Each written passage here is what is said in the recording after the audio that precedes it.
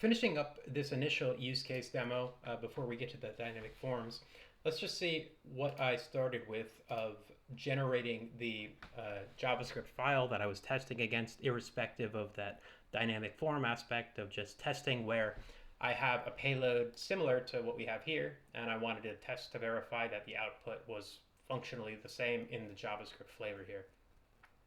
So if I go back to this rule flow, the homeowners.erf, I'm going to right click and click package rules for deployment. And we'll see here in my wizard that will be my package rules for deployment wizard. I can select the rule flow, which by default will be populated based off of the one that I right-clicked. Target platform for the dynamic forms use case, this will always be browser, since we're going to be running it on the browser side or effectively wherever on the client side I would like these rules to be running.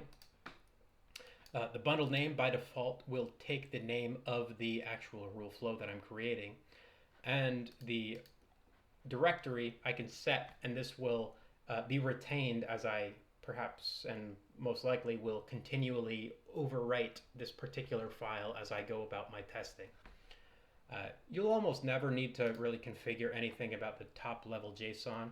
This is less specific to use cases related to dynamic forms versus very low latency requirements, highly complex individual decisions that are more of that prototypical variety versus the back and forth nature of a dynamic form. I'm going to hit finish again. Yeah, as you'll see, I already created that JavaScript bundle, so typically this will be here, and that's okay. We're going to overwrite it.